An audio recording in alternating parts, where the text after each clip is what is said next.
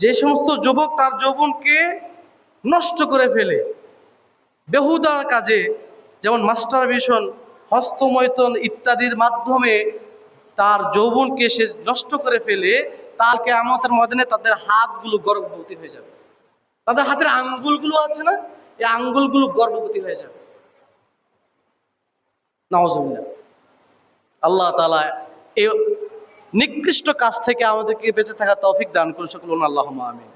যে সমস্ত যুবকেরা যৌন উত্তেজনা তীব্রতা ধৈর্য ধারণ করতে পারে না, তাদের জন্য আল্লাহর হাবিব সাল্লাল্লাহু আলাইহি ইসলামের নির্দেশনা হচ্ছে, তারা যদি পূর্ণ সামর্থ্যবান হয়, তারা যদি অর্থনৈতিকভাবে স্বাবলম্বী হয় এবং ফিজিক্যালি ফিট থাকে, তাহলে তারা যেন বিয়ে করে ফেলে। যদি পরিবেশ পরিস্থিতি স্বাভাবিক না থাকে, বিয়ে করার পরিবেশ না থাকে, তাহলে সে যেন রোজা রাখে। আল্লাহ হাবিব সাল্লাল্লাহু আলাইহি ওয়াসাল্লাম তাদেরকে পরামর্শ দিচ্ছেন, যেহেতু যৌবন একটি প্রাকৃতিক বিষয়, যুবকের কি থাকে, যৌবন থাকে প্রাকৃতিক বিষয়। কোনো যুবক যদি তার যৌবনকে হেফাজত করতে না পারে, সে যদি ধৈর্য ধারণ না করতে পারে, তাহলে সে যেন রোজা রাখে।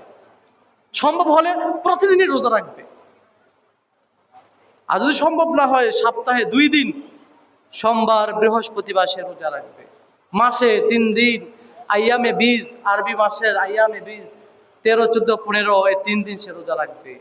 এভাবে যদি সে রোজা রাখতে থাকে, দেখা যাবে রোজায় তার খোঁজা হয়ে দাঁড়াবে।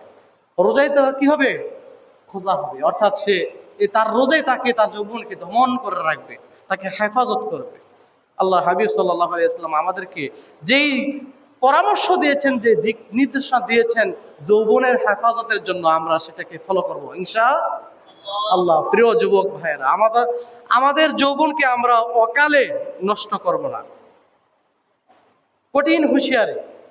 একজন জিনাকারের যে শাস্তি, যৌবনের যারা অপব্যবহার করে তাদেরও সেই শাস্তি। এজন্য যারা স্বাবলম্বী কিংবা উপযুক্ত বয়স হয়েছে, তারা যেন বিয়ে করে ফেলে, সম্ভব না হলে তারা যেন রোজা রাখে। যৌবনের হেফাজতের জন্য তারা যেন রোজা রাখে, রোজার আমলটা ধরে রাখা উচিত। আল্লাহ তাআলা আমাদেরকে তৌফিক বিদ্যা দান করুন, সকল আল্লাহুম্মা আমিন।